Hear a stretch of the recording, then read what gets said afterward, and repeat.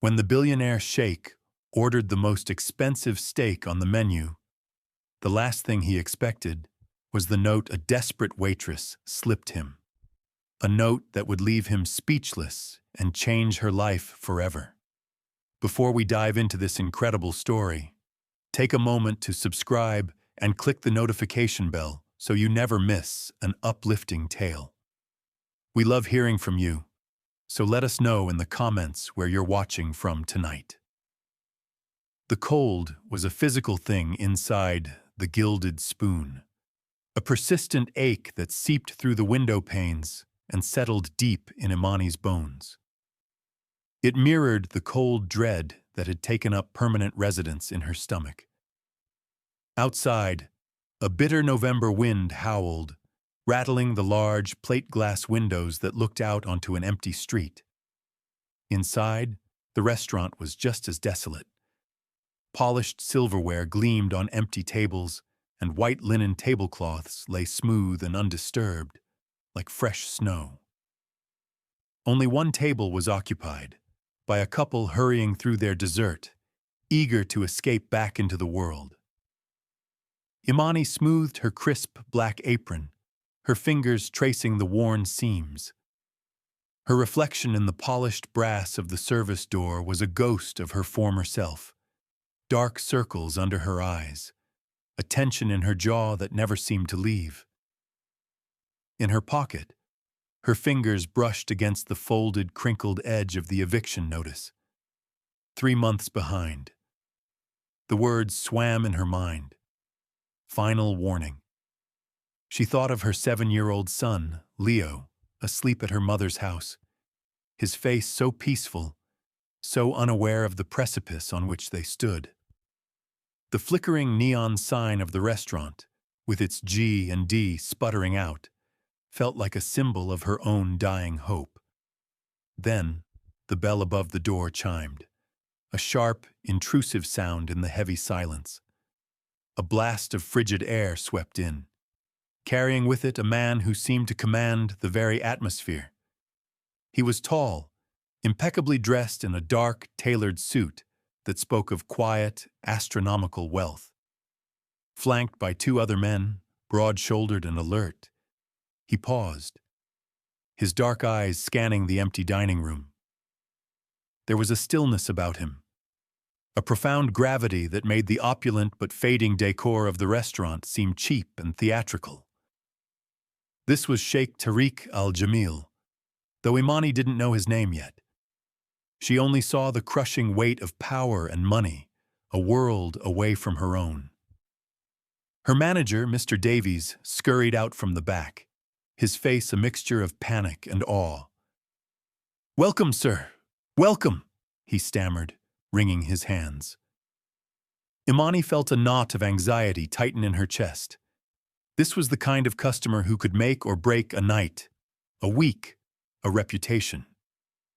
She took a deep, steadying breath, straightened her spine, and stepped forward. Her job was to serve. That's all she had left. Mr. Davies gestured for Imani to take the lead, his eyes wide with a silent, desperate plea. "Don't mess this up." She led the small party to the best table in the house, a secluded booth in the corner that offered a modicum of privacy. The 2 security men remained standing, stone-faced, near the entrance, their presence turning the quiet restaurant into a high-stakes tableau. Imani handed the sheikh a leather-bound menu, her hand steady despite the tremor she felt inside. He didn't glance at it. "The Wagyu, medium rare," he said, his voice a low baritone, smooth but devoid of warmth, "and a bottle of your finest sparkling water." Imani nodded, her own voice barely a whisper. "Of course, sir." As she turned to leave, she caught his eye for a fraction of a second. She had expected to see arrogance or perhaps boredom. Instead, she saw a profound, soul-deep weariness. It was a look she recognized. It was the exhaustion of grief, a hollowed-out landscape she had wandered herself since her husband, Samuel, had passed away 2 years ago. in that fleeting moment. He wasn't a powerful sheikh. He was just a man carrying an invisible, crushing weight. An unexpected wave of empathy washed over her, momentarily eclipsing her own fear and desperation. Back in the relative warmth of the kitchen, she relayed the order. The chef's eyes widened. The Wagyu was their most expensive dish, a cut of beef so rare and costly they sold maybe one a month. As the steak sizzled on the grill, filling the air with a rich, decadent aroma, an idea, reckless and impulsive, began to form in Imani's mind. She thought of the eviction notice, of Leo's trusting face. The sensible part of her brain screamed at her to do nothing, to just serve the meal and pray for a generous tip. But the image of the man's haunted eyes wouldn't leave her. He had everything. She had nothing. Yet in that moment, she felt they were bonded by a shared, unspoken sorrow. She tore a small, clean corner from a notepad, her heart pounding a frantic rhythm against her ribs. Her pen hovered, and then the words came, simple and from the heart. She slipped the pen into her apron pocket, her hand closing around the small, folded piece of paper. This was madness. It could cost her the job she so desperately needed. Mr. Davies would fire her on the spot for such an unprofessional breach of conduct. The tip she was hoping for would evaporate. Worse, she could offend this powerful man, inviting a wrath she couldn't possibly imagine. Her hand trembled as the chef plated the steak, a perfect glistening jewel of a meal resting on a bed of delicate greens. It was a plate of food that cost more than her weekly grocery budget. More than she needed to keep the lights on. "Imani, table 4!" the chef called, his voice jarring her from her thoughts.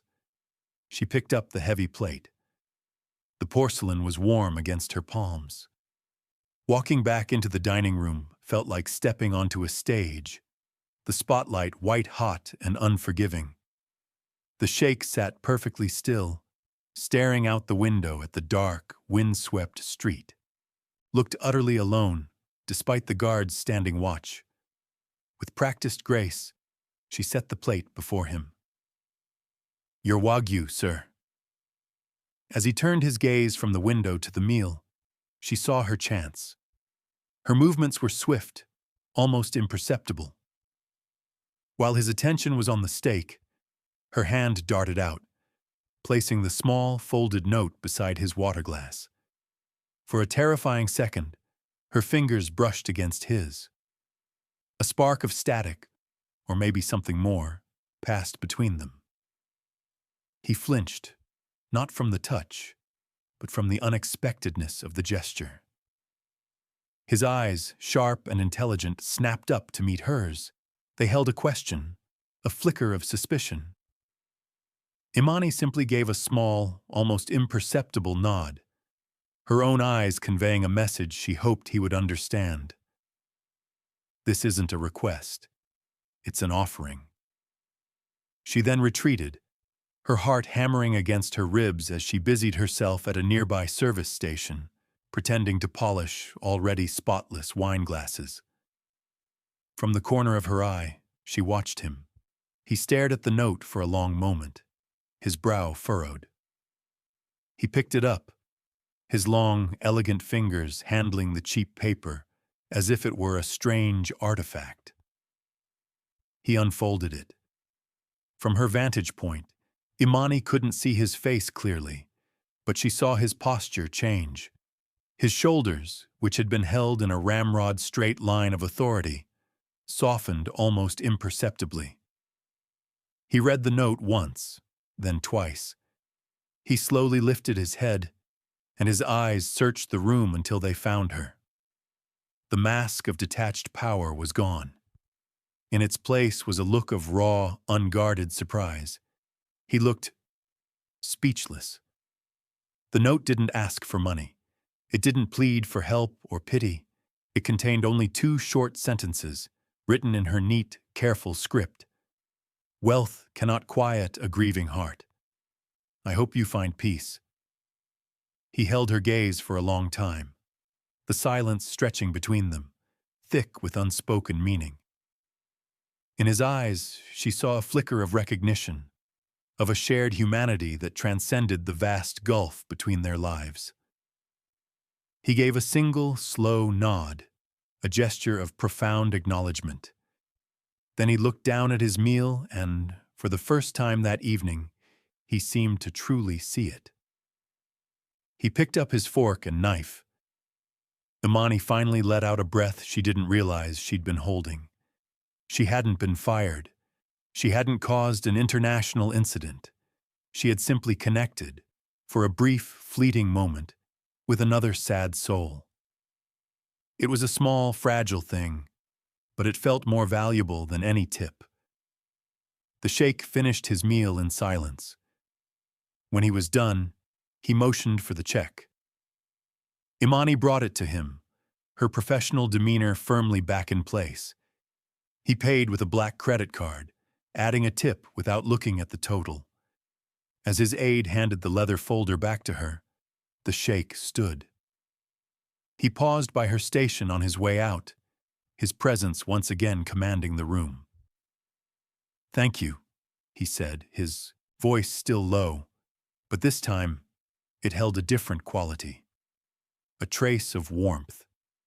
For the meal. His eyes told her he meant much more. Then he was gone, sweeping out into the cold night as suddenly as he had arrived. Imani opened the check folder. The tip was $500, enough to cover the electric bill and buy groceries for 2 weeks.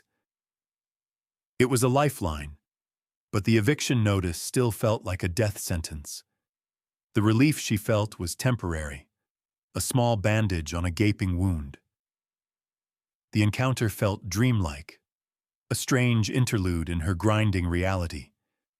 But as she cleaned the table, she was left with the disquieting feeling that her small act of kindness had been a foolish, pointless gesture in the face of her overwhelming problems. The next day, the temporary hope the $500 had provided was brutally extinguished. Mr. Henderson, the landlord, appeared at her door precisely at noon, his presence casting a pall over the cramped apartment. He was a man whose features seemed permanently fixed in a sneer, his cheap suit smelling faintly of stale cigars. "Imani," he began, not bothering with pleasantries as he stepped past her into the small living room. "The money. Mr. Henderson, I have part of it," she said, her voice trembling slightly. She held out the cash she'd set aside from the sheikh's tip. "I can give you $500 now, and I'll have the rest by the end of next week, I promise." He barely glanced at the money in her hand. He chuckled, a dry, rasping sound. "Part of it? The time for part of it is long gone." The notice was clear. Full payment by Friday or you're out. Today is Friday. He gestured around the apartment, at the neatly stacked boxes she had already begun to pack in a fit of despair. "Looks like you already got the message." "Please," she begged, the word tasting like ash in her mouth. "Just a little more time. I have a son." "Not my problem," he said, his voice flat and final. "I have a business to run, not a charity. I have another family ready to move in on Monday. They pay on time." He walked to the door, then turned back, his eyes cold and hard as pebbles. "You have until Sunday evening. I want the keys on my desk and the apartment empty. If not, I'll have the sheriff here to escort you out. Understand?" He didn't wait for an answer.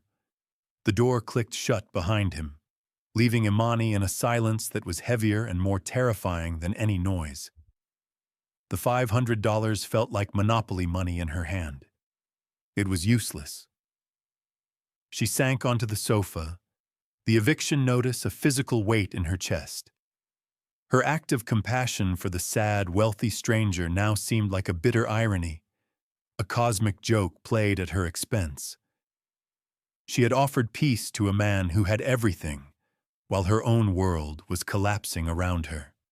Sinking into a spiral of hopelessness, Imani moved through the apartment in a daze, her hands mechanically placing her few precious belongings into cardboard boxes. Each object held a memory, a ghost of a happier time. She picked up a framed photograph from the mantelpiece, dust motes dancing in the sliver of sunlight cutting through the grimy window. It was a picture of her and Samuel, taken a year before he died.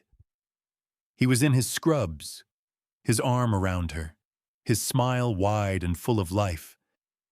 He had been a doctor with Doctors Without Borders, a man who believed in healing, in helping others no matter the cost. She traced the outline of his face with her finger, a fresh wave of grief washing over her. He had been her rock, her moral compass. He would have known what to do. Lost in memory, she remembered a story he'd told her once, late at night after a long, grueling trip to the Middle East. He spoke of a chaotic scene after a sandstorm caused a multi-car pileup in a remote desert region. He and his team had worked for hours, saving dozens of lives. He'd mentioned one patient in particular, a young boy, no older than 12, from a wealthy family, who had been critically injured. Samuel had stayed by his side for 2 days straight, refusing to sleep until the boy was stable. He was a fighter, that kid, Samuel had said, his eyes distant with the memory. His father offered me a fortune, anything I wanted. I just told him to make sure his son grew up to be a good man. Imani placed the photo gently into a box, wrapping it in a sweater.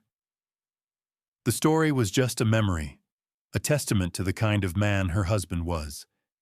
It had no bearing on her current reality. She was alone. Samuel was gone, and by Sunday, she and Leo would be homeless. The next morning, she went to work for what she knew would be one of her last shifts. The Gilded Spoon was even quieter than usual. Mr. Davies called her and the other waitress, a young single mother named Chloe, into his office. His face was pale, his shoulders slumped in defeat. "I'm sorry," he said, avoiding their eyes. "The owner is pulling the plug. We're closing for good at the end of the week.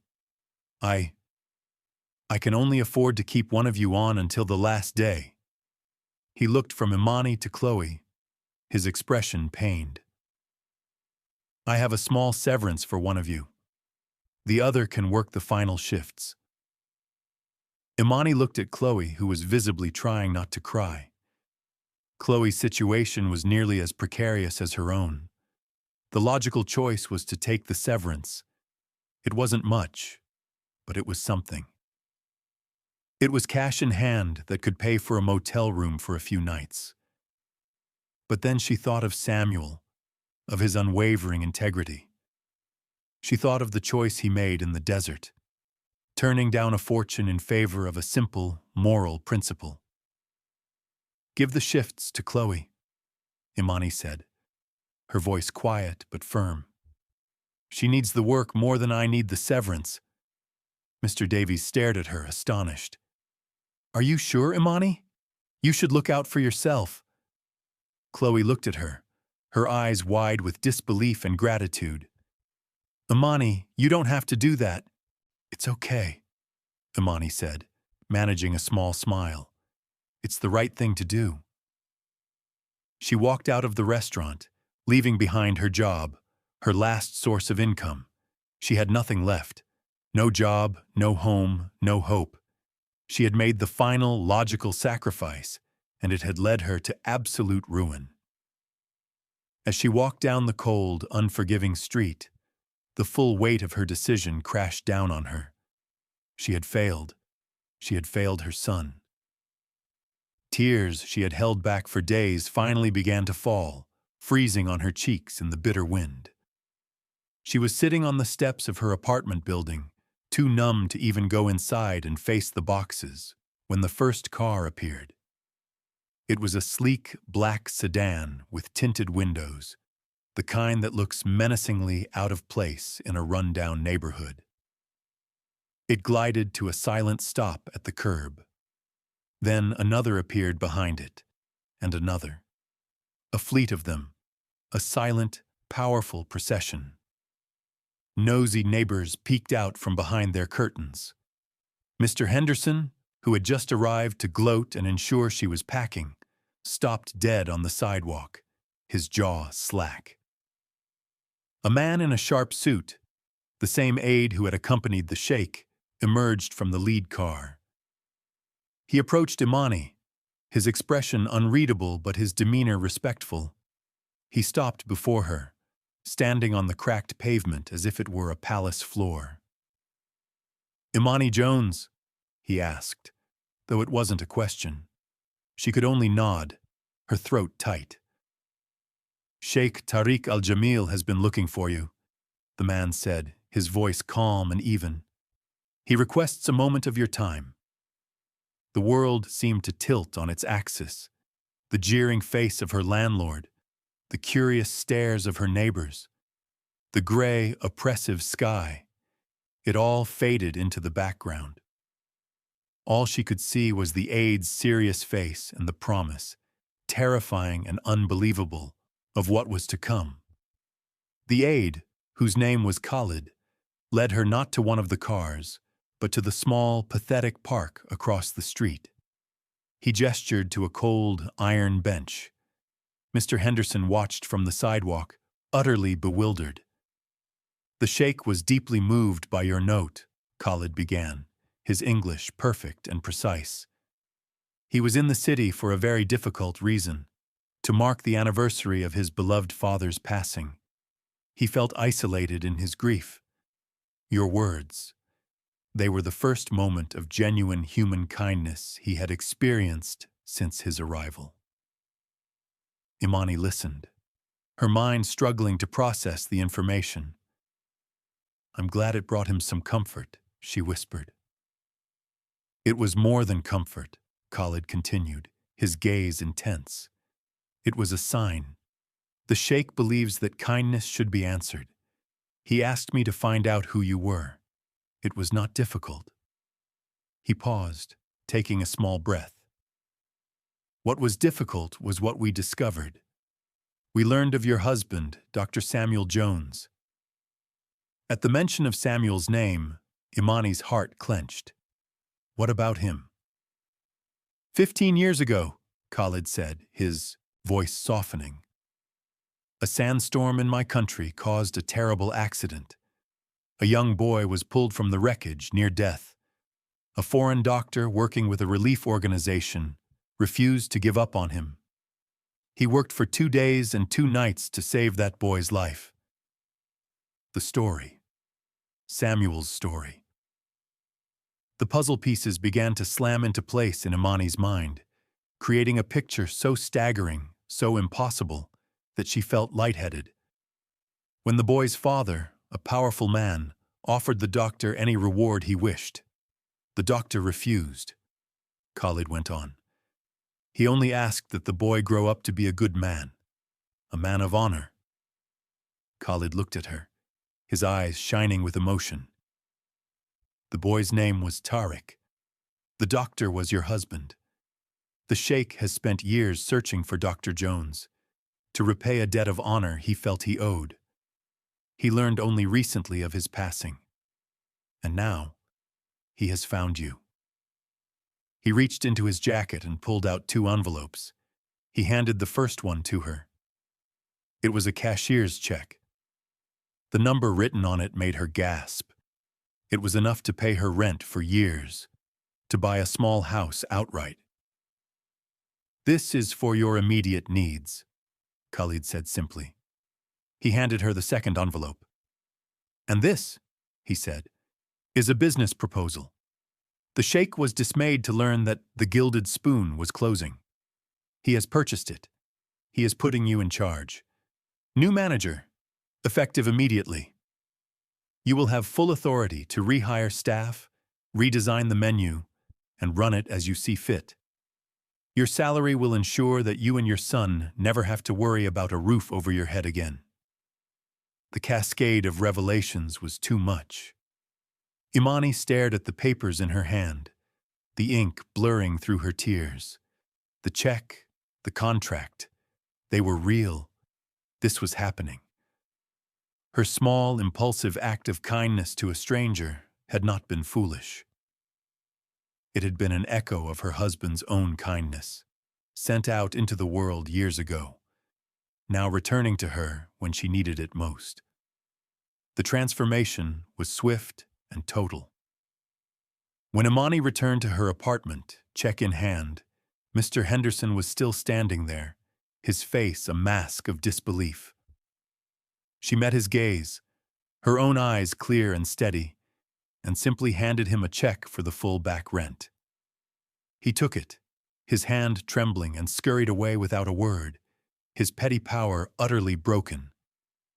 The neighbors who had once pitied or judged her now looked on with a new respect, whispering in awe. A week later, the Gilded Spoon reopened. It was no longer cold and desolate. Under Imani's management, it was reborn. Warm lighting filled the room, fresh flowers adorned every table, and the sound of soft jazz and happy chatter replaced the oppressive silence. She had rehired the entire staff, including a grateful and loyal Chloe, and had given everyone a raise. The menu was revamped, more accessible but still elegant, reflecting Imani's own quiet grace. One evening, Sheikh Tariq al-Jamil returned. This time, he didn't come as a customer flanked by security. He came alone, dressed in simple, casual clothes. He came as a friend.